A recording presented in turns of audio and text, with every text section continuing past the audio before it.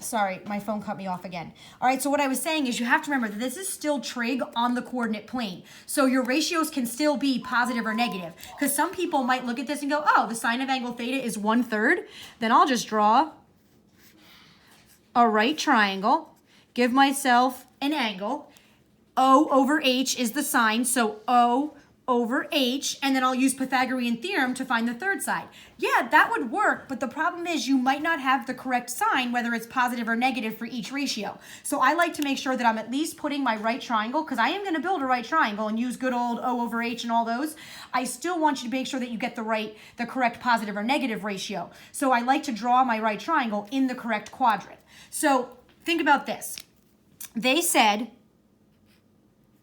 that the sine of angle theta, right?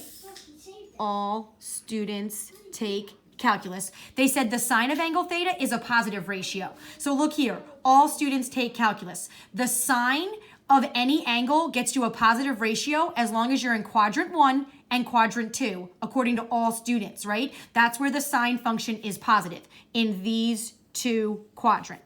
Then it says the cosine of angle theta is less than 0. So that's a negative ratio.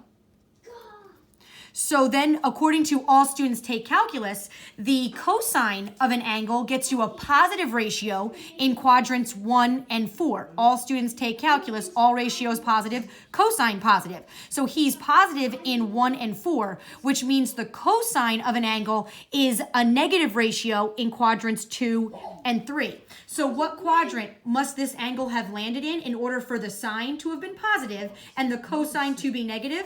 It must have landed in quadrant 2. So you're going to draw a right triangle in quadrant 2. Okay, so if you draw yourself an angle that landed in quadrant 2. Now we're going to draw a triangle based off of his reference angle, and we'll call that angle theta.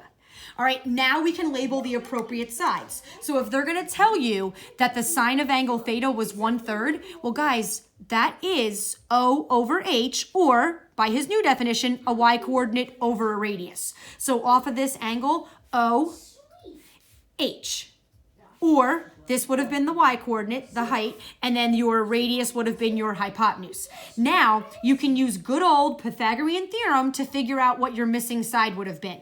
So a squared plus b squared equals c squared. And you're going to get a squared equals plus 1 equals 9. You get a squared equals 8. Take the square root of both sides. And you technically get the missing side A is plus or minus 2 root 2. Now think about it. Do you want to keep the positive number or the negative number to represent this length on the coordinate plane? Guys, this would have been an x coordinate. What would this have been? Positive or negative? I would have went left. So you keep the negative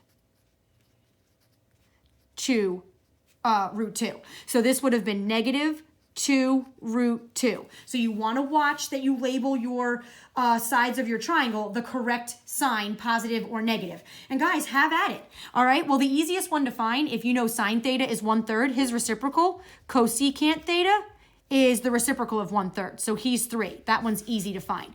All right, let's do cosine next. So the cosine of angle theta, if you come over here, cosine would be a over h or x over r. So that's going to be negative 2 root 2 over 3. Done. Okay. Now let's find his reciprocal. Secant of angle theta. You can either flip this one over or go to the triangle and do h over a. It don't matter. It's going to be 3 over negative 2 root 2. I got to clean that up. Times by root 2, and that's going to get me what? 3 root 2. Or I should say negative, because it's going to be a negative ratio. And then root 2 times root 2 is 2. 2 times 2 is 4. So it's negative 3 root 2 over 4.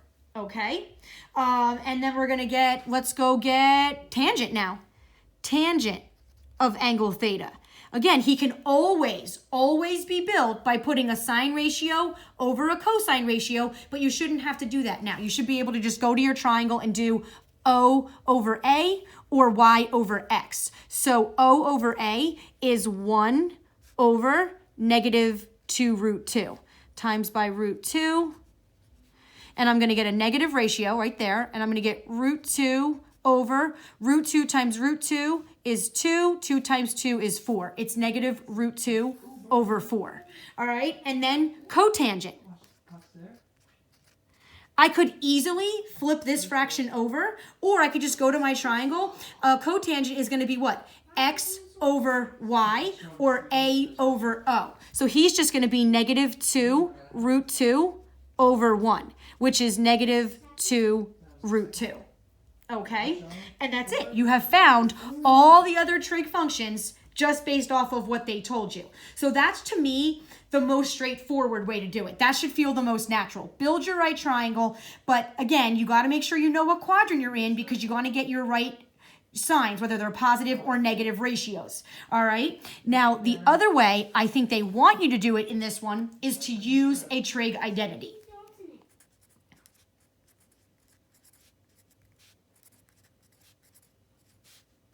Now, again, I'm assuming they really want you to use a Pythagorean identity. So we're going off the fact that we know sine is positive and cosine is negative, right? So again, you'd still have to do this. You'd still have to work your quadrants to figure out what quadrant you're in so you can figure out what all the positive or negative signs are going to be. All right, you'd still have to work your all students take calculus, okay?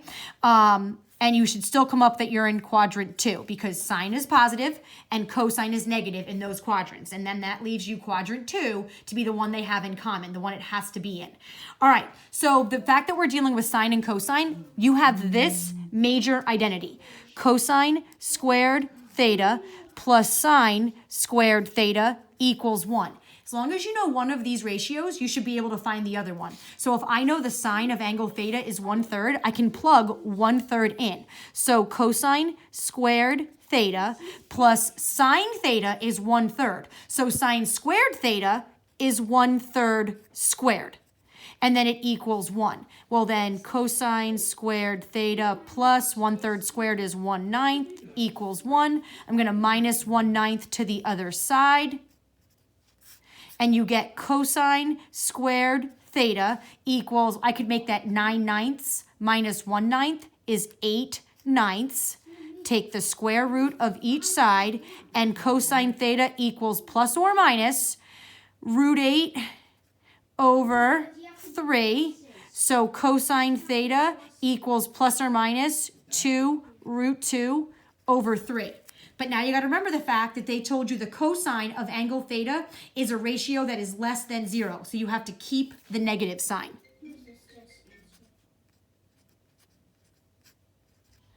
Okay, now that you know sine and cosine, you can do exactly what we did in the first example on the front. You can get tangent by doing sine over cosine.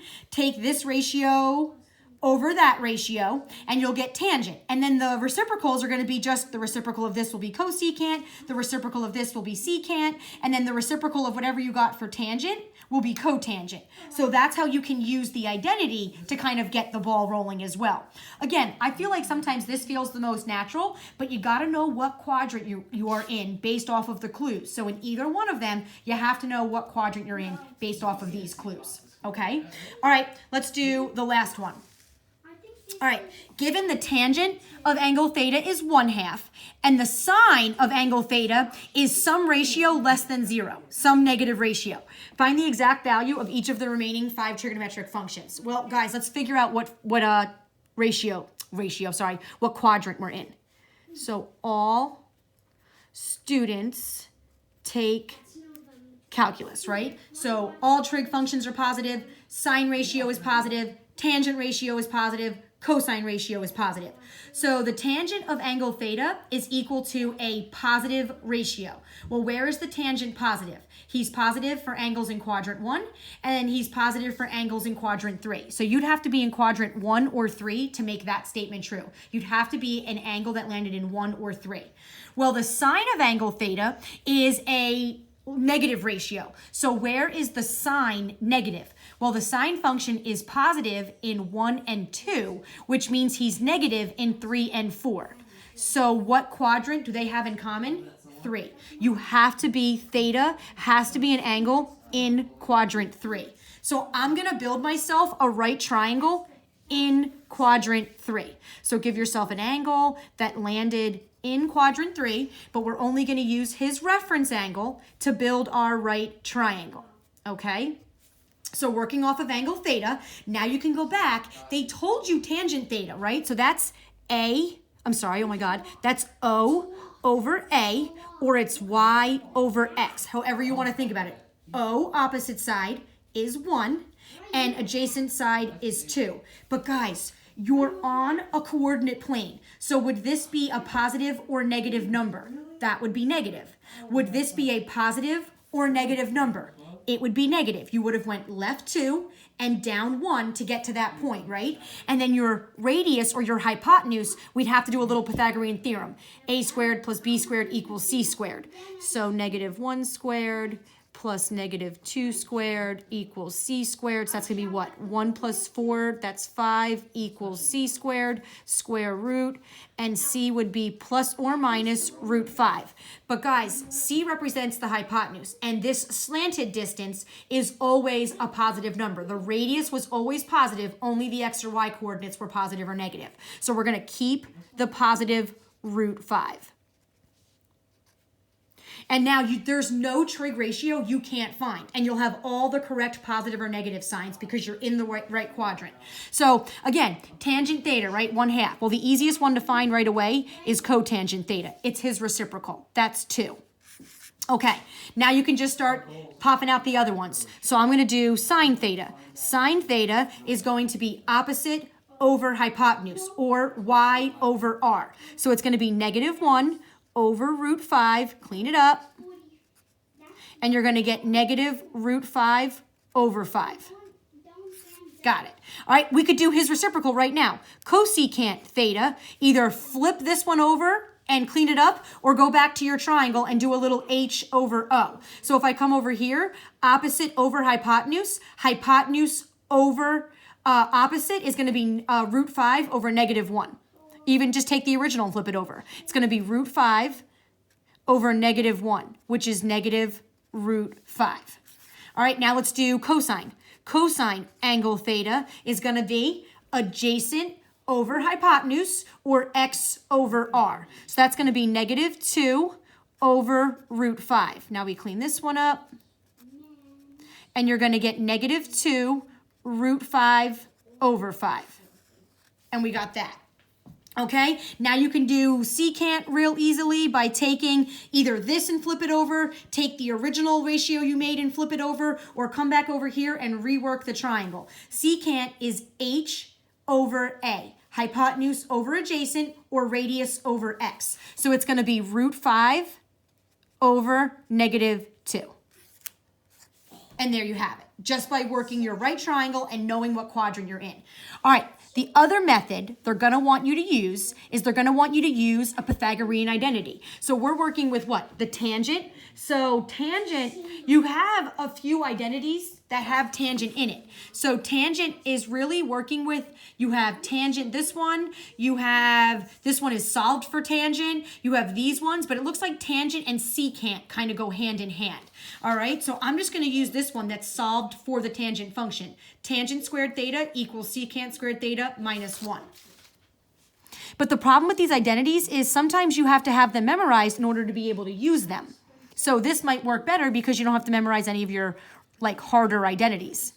All right, so look at that one. So now I know that tangent squared theta is equal to secant squared theta minus 1. So I can plug in 1/2 for tangent theta, but it's squared, right? It's tangent theta times tangent theta. So it's really 1/2 squared equals secant squared theta minus 1. So that's going to be 1/4 equals secant squared theta minus 1. So now I'm going to have to add 1 to both sides, and I'm going to get secant squared theta equals, well, if I made this 4/4, that would be 1/4 plus 4/4 is 5/4. All right, square root both sides. Then you find out that the secant of angle theta is plus or minus root 5 over the square root of 4 is 2. Now, which one do you want to keep? Well, again, you'd have to figure out what quadrant you're in order to use the identity. So if we're in quadrant 3, because you would have figured that out, what is the secant of any angle who lands in quadrant 3? Well, only tangent is positive, so secant would have to be a negative ratio. So you keep negative root 5 over 2. And that's just what we got over here. All right, I'm going to have to go to a piece of paper now. So now, well, where do you go from this point, right? Well, from this point, knowing what you know, sorry, I'm just trying to get myself situated for a second. Now you know that tangent was 1/2. They gave you the fact that tangent was 1/2. So I can automatically, working off my identities, I could still find cotangent by taking the reciprocal of 1/2, which is 2. I'd still know that one pretty easy, right? Then if I know secant is negative root 5 over 2, I could easily find the cosine of angle theta by using his reciprocal. So it would be the reciprocal negative 2 over root 5, and then root 5, and you would get negative 2 root 5 over 5, just like we did over here. Okay, well, you'd have to get really creative as to how you want to find your sine, because if you're not going to build a triangle, well, how am I going to find the sine of angle theta? All I know right now is that he's negative, okay? Well, think about what you have. You have tangent, cotangent, cosine, and secant so far. So if you're still stuck trying to get sine, well, remember, tangent theta, who you know, it's 1/2, equals the sine of angle theta, who you don't know, divided by cosine angle theta, who you know. So I could plug in 1/2 for this. I could plug in negative 2 root 5 over 5 for this, and I could solve for sine theta. But am I even on the video? Guys, I'm sorry. So now, again, you know this relationship. You could plug in 1/2 for tangent. You could plug in negative 2 root 5 over 5 for cosine, and you could solve for sine theta. But I'm going to make it even easier. I'm going to cross multiply. So now you're going to get tangent theta times cosine theta equals sine theta times 1 is sine theta. I don't know sine theta. I'm trying to find him. But I do know that tangent theta is 1/2, because they told me that, times cosine theta. I just found out that cosine theta, either way, is negative 2 root 5 over 5. So guys, if you multiply them together, it's going to equal the sine of angle theta. So what's going to happen? My 2's are going to cancel out, and I'm going to get negative root 5 over 5 is sine theta. Just like I already found out the other way using my right triangle. I'm still getting all the same answers by using my identities. And then I can get cosecant theta by just flipping him over.